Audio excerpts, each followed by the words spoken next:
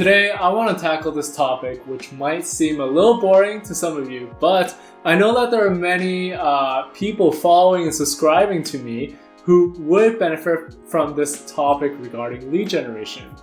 Now, lead generation is important for some of you, whether you're in real estate or you're in B2B, even B2C for some of them, and for SaaS as well. So all of these things could benefit from lead generation. So I'm going to give you the quick rundown that right now in 2022, how you can use YouTube to help you generate leads. In order to really break this down, I'm going to go over some key concepts about how the YouTube platform works and how all of this will build up to the eventual crescendo of you generating leads. And for people who don't even know what I'm talking about but are still watching, thanks for doing that, by the way. Lead generation is just a lead is a prospect for any type of business. And that's why it's important, because the more leads that you get, the better prospects you have of generating revenue for your business. The first concept to understand and why YouTube can end up being a lead generating platform is the fact that YouTube and Google are the world's largest search engine. And YouTube often appears in a lot of search results when people are searching for different things. As a result, you want to be able to leverage that. Now, 10 years ago, people would be searching for random miscellaneous things. And nowadays, when people search on YouTube, they might be searching for certain solutions. They might be searching for certain inquiries. And I think I'm going to use real estate as an example, because leads in real estate are really important and can generate a lot of revenue for a business. YouTube is the search engine that's part of Google. So when people are searching, let's say they're looking for real estate investment opportunities, or they might be looking for pre-sales in, let's say, Vancouver or Seattle, whatever the case may be, they are going to be searching that on Google.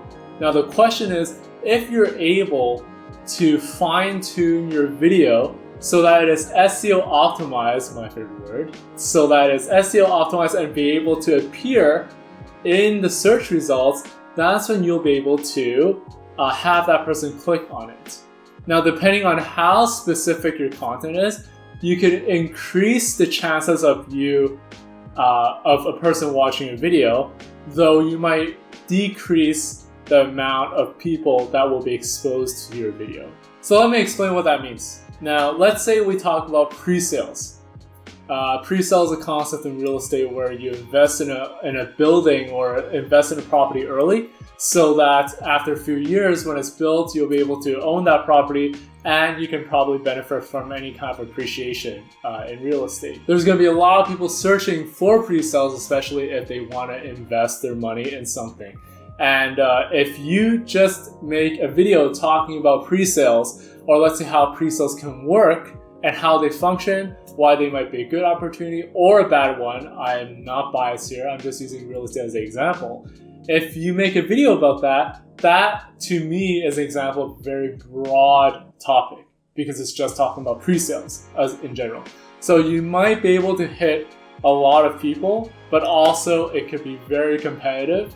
But it doesn't mean that doesn't work. Okay, now let's talk about what I mean when you can either hit more people or you can actually narrow down and have better quality leads, meaning that you could lead to a conversion quicker. Going back to the pre-sale one, let's say there's going to be 50,000 people in the city who is looking for a pre-sale.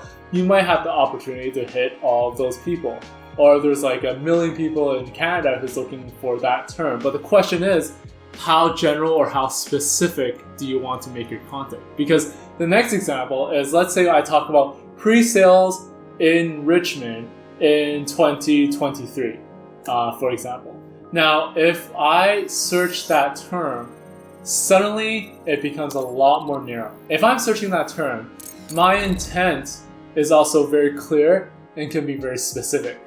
So as a result, if somebody were to make a video talking about that very specific topic, what's up happening is the amount of audience ends up shrinking, because somebody from Ottawa or somebody from Seattle will not care about pre-sales enrichment unless if they're deciding to invest in that. But at the same time, the people who are looking at pre-sales and they're in the enrichment area and they're searching for that, suddenly the chances of them watching your video becomes higher. This is an example of what I mean by more general or more specific, and how that can lead to generating leads and having a good funnel in place. Going back to the pre-sale, let's say you're a real estate agent and you're trying to get more customers, you can then make videos about a specific region. You can make videos about the topic in general as well if you want to, let's say, do a webinar or just generate more knowledge and teach people so that you can build your audience and you can build your credibility. But regardless of what the direction is, in this example, we talk about pre-sales enrichment in 2022.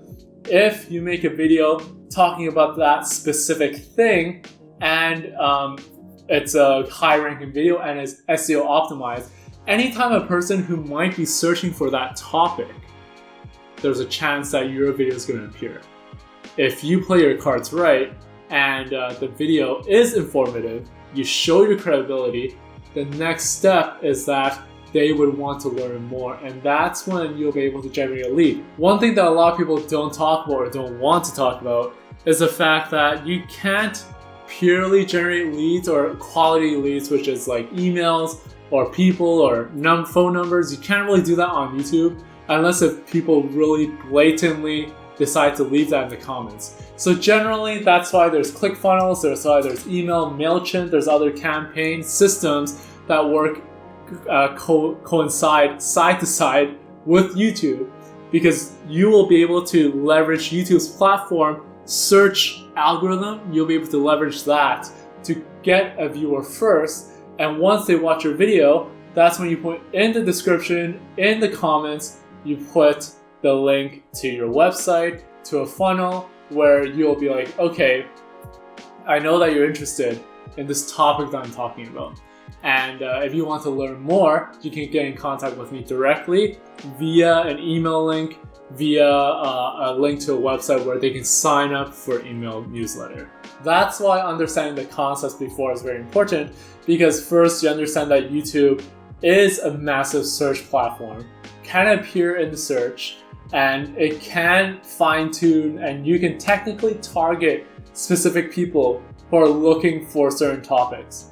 If you can hit the right target audience and create a good video, have a channel, all of this is free because the YouTube platform is free.